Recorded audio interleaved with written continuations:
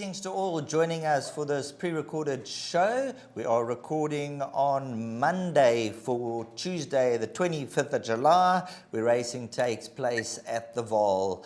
Joining me on the line is Alistair Cohen.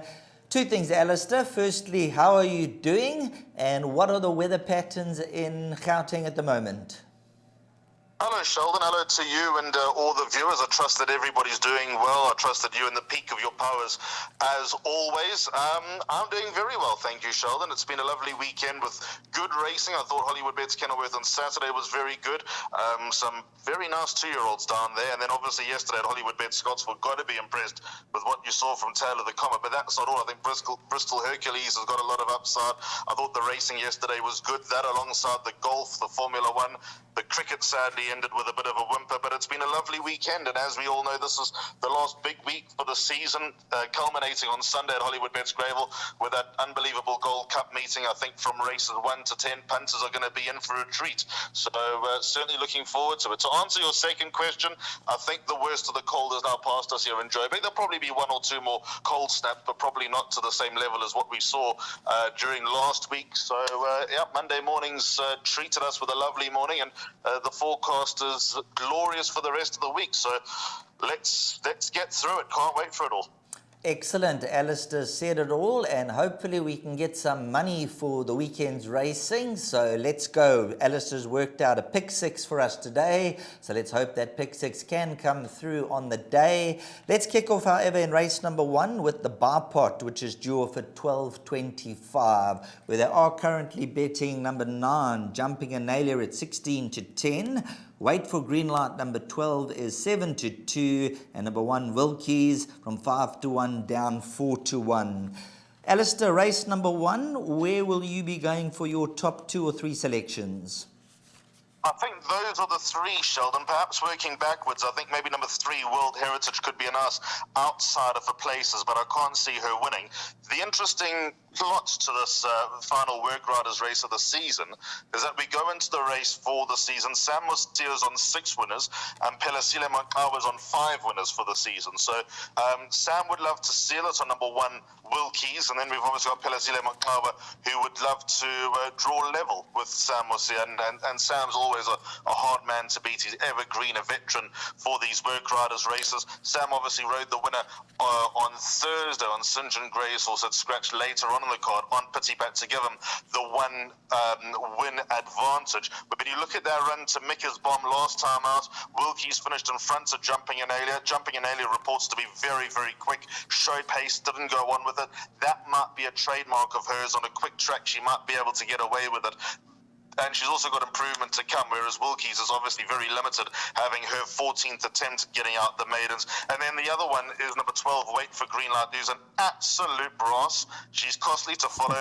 They've wisely taken the blinkers off because they backfired last time. She fell in a hole and finished behind Wilkies and Jumping Analia in the process. So I think we can rely on that form to work out. But I think number 9, Jumping Analia, might have the improvement to turn it around. So I'm going to take a stab that Pelasile Makawa is going to draw level with Sam Musia. I'm going to go 9-1 from 12, but the nice quartet's place horse is number 3, World Heritage. Don't expect her to win, but I think she can get into the first 4. Right, let's move on to race number 2, and in the second race, number 16, we'll go Wizzy Act, because it's out of the Mullins Bay mare Wizzywig. So is that the correct pronunciation? There's been a couple of funny named horses recently. Well, Wizzywig, funny enough, obviously spelt out as what you see is what you get.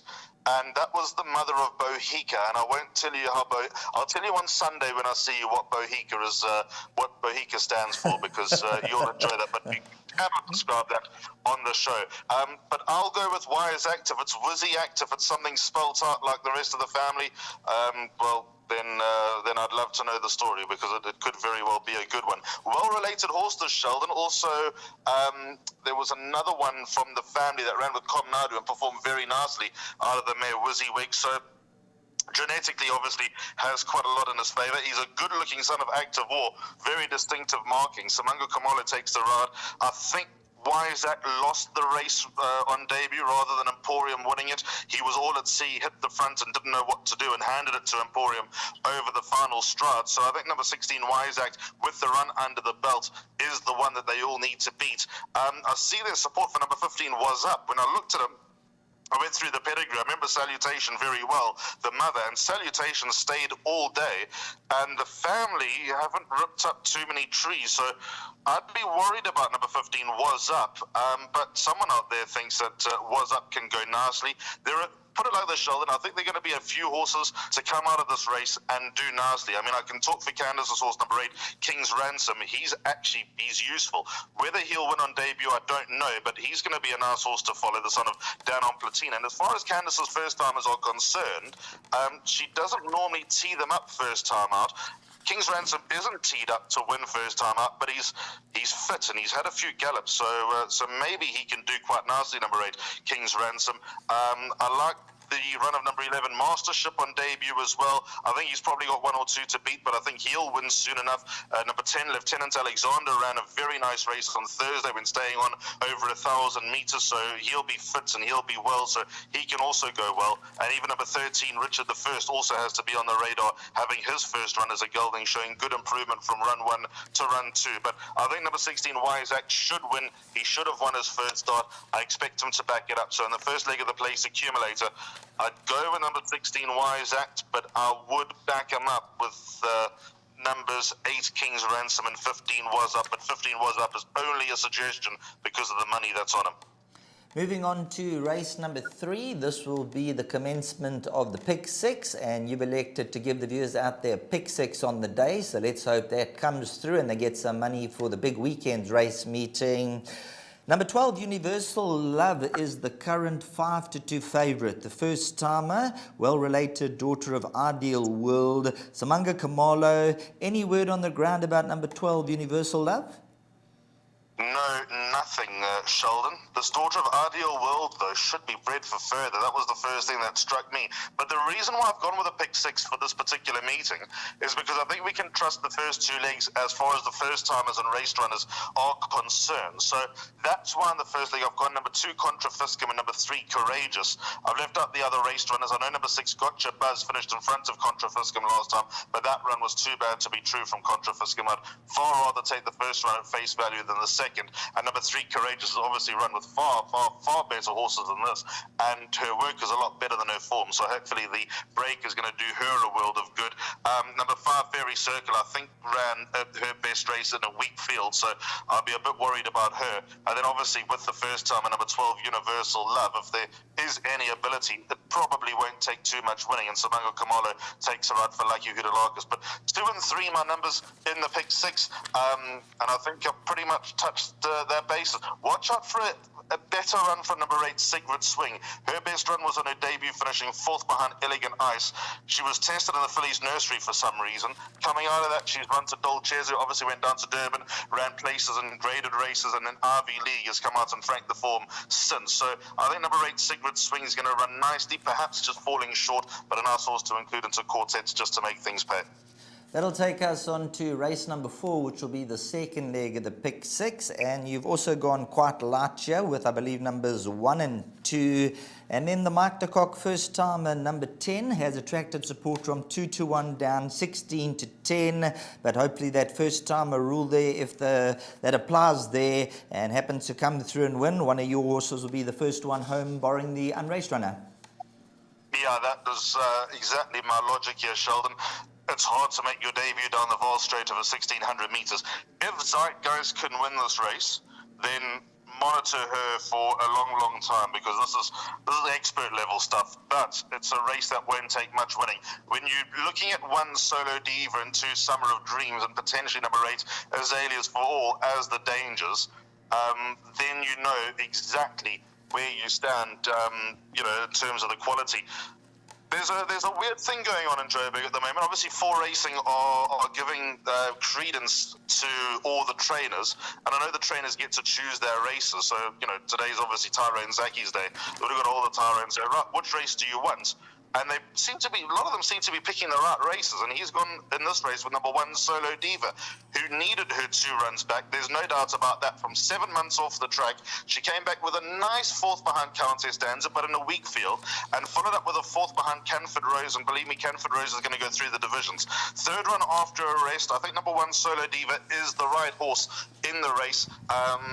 Very, very close to bankering her in the pick 6, I must be honest. Back up for number 2 Summer of Dreams. The amount of times I've spoken to Heather Adamson about this daughter of What a Winter is frightening, because I believe that there's a reasonable amount of potential, not necessarily a level that she's going to get to a rating of 100 or even 90, maybe not even 80, but I still think she's well overdue her win, but there's just potential that's totally unlocked with this filly, and I thought that they got close to getting it right last time, taking her down to the start well ahead of the others, literally walking her down to the start, getting her out of the starting stalls, getting her to the lead. At the moment she was headed, she completely threw in the towel, but she got headed with about 200 meters left to run by a progressive horse. So I think a repeat of that type of blueprint leading up to the race and in running, they might stumble onto a winning formula with number 2 Summer of Dreams. So that's why I've backed her up with a horse that I think will be hard to beat if the first timer's not very talented, number 1 Solo Diva. So fairly confident number 1 Solo Diva, but just backing up with number 2 Summer of Dreams, because from a personal point of view, I'd be annoyed if she won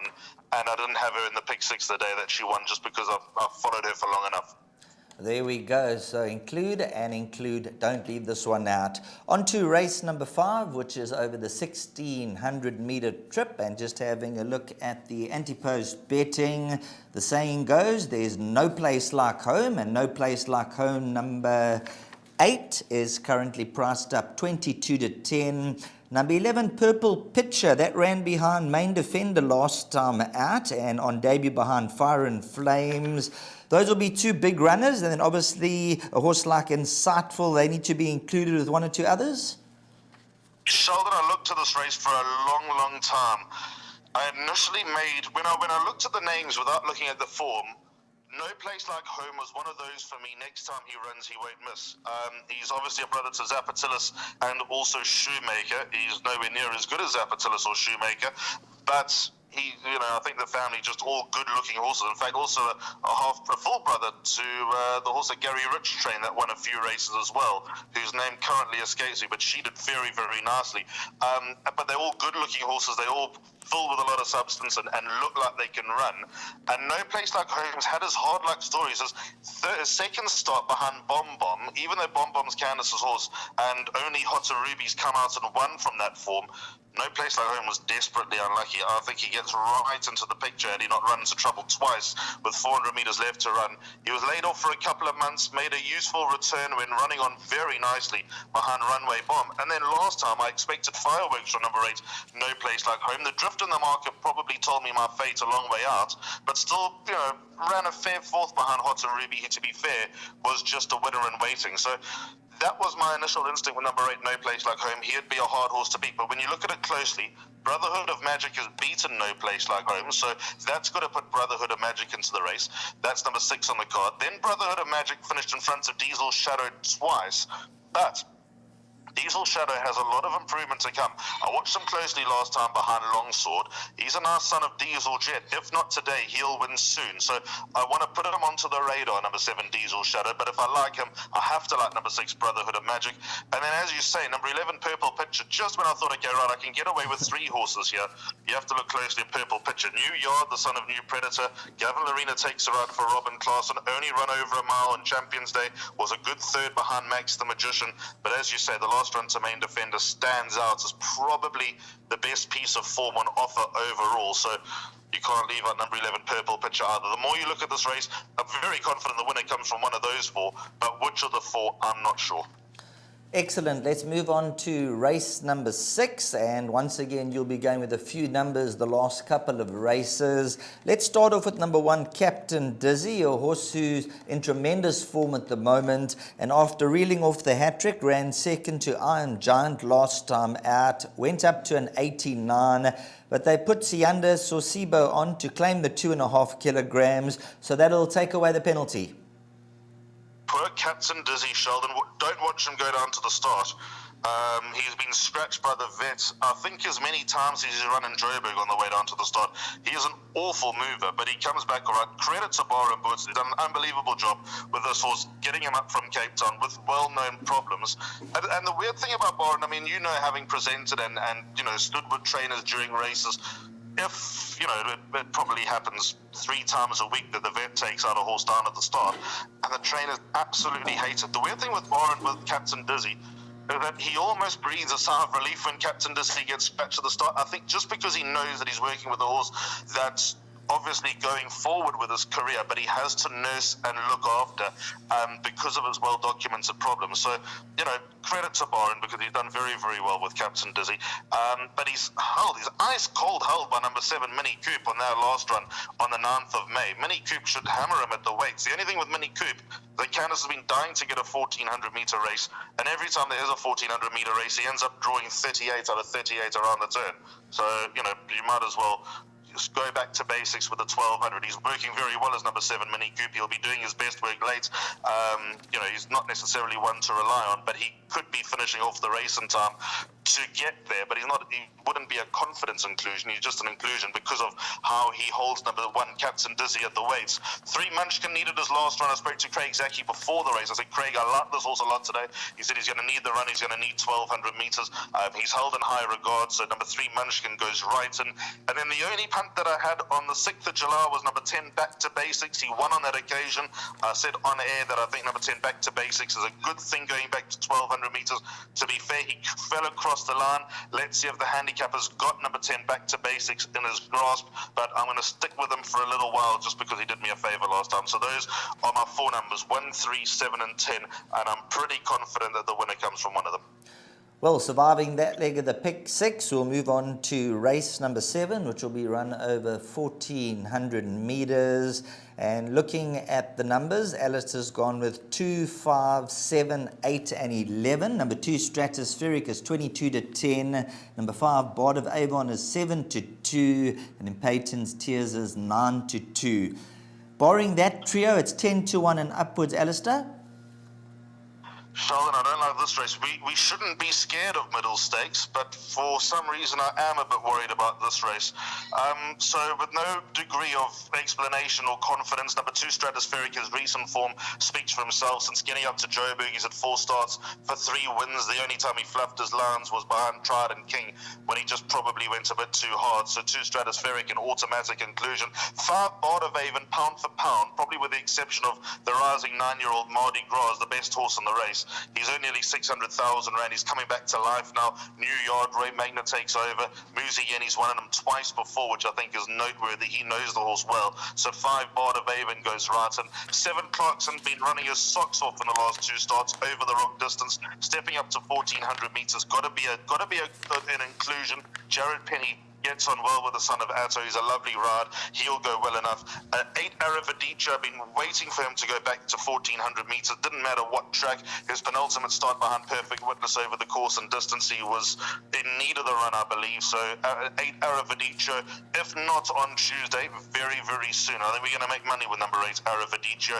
And although on form and on weights, I don't like number 11, Stormy Winter, he is an absolute track specialist. Down the Vaal straight, him and Captain Hindsight are 2 horses that I've made money on, and I have no reason to doubt number 11, Stormy Winter, will run an average race. I think he'll be in the first 3 just because of how he acquits himself down the Vaal straight. So expect a useful run from him. Probably the slinger horse in the penultimate race. Then closing off the meeting, race number 8, that'll be due off at approximately 16:30. It'll be run over 1,600 metres. And they're about to turn 3, but at this stage they're still 2-year-olds. Number 2, Ivy League, tops the boards at 16 to 10. Number 3, Queen of Camelot, is 9 to 2, along with number 10, Mama Quera, who renews rivalry with number 2, Ivy League. And then Radu, number 1, is 6 to 1. Let's start off with number 2, Ivy League. Obviously, the daughter of What a Winter. She's won 2 of her 5 runs to date, and the Boertes Vosloo combination comes into the spotlight again here. Yeah, between Baron Boertes and Lucky Hudalakas, they could have a great day at the Vaal on Tuesday. Number 2, Ivy League. That last win was one of the wins of the season so far. That might be a little bit of an exaggeration, but she had no right to win that. It was a brilliant win. From last, Samango Kamala managed to find traffic in a 7-horse race with 6 other horses around, had to switch round, and the way she hit the line was very, very impressive. She held an entry for the Douglas White Stakes, or the Tigwedi Police Stakes, as South African punters know it, but Barons elected to keep her home and get her, take the low road with number 2, Ivy League. I think that she's very useful. So even though she's got a lot of weight to carry against these older horses, all cliche obviously, I think number 2 Ivy League just showed a good degree of quality when winning her last start. Then there's number 3 Queen of Camelot, who I think brings some very good form runs into the picture. 3 runs back, she beat Calamareta, who ran flat the next time but won a good race the time after that. She's come up against White Pearl, who wasn't beaten far by Mrs. Geriatrics on Hollywoodbets Durbanville. I think running to White Pearl, to be fair, if you're running sort of an average of 2.5 lengths to White Pearl and you're beating Mama Quera, I'd probably rather have White Pearl in front of me than Mama Quera behind me. I think that White Pearl's a nice progressive filly trained by Mike de Kock. 10 Mama Quera, just because she's banging at the door and Erica Verdenese is confident he'll get a win out of her soon, has to go in. And then my lunatic selection for the race, number 13 Tree Fairy. Nathan Klink takes her out for Fani Broncos. Her penultimate stop to William Ironarm was a good effort. Next to her was that horse We Are the Logans, who ran second subsequently. I know that Alec Laird thinks that William Ironarm is a top young horse, so number 13 Tree Fairy off a lightweight, and as we know, at this type of level, the lightweight can, be a huge kicker. So include number 13 Tree Fairy into your outside selections. But I think pound for pound, number 2 Ivy League and number 3 Queen of Camelot are going somewhere where the other horses are pretty much in their place. Right, so that is a look at race number 8, and if you're looking for an absolute lunatic selection at around 66 to 1, Alistair, number 7, Let There Be Light. Probably going to need the run, being off the track 166 days, but just looking at the rating, if this horse had to bounce back to its best form, it might be able to run into the quartets. If not, next time out, worth throwing into the quartets.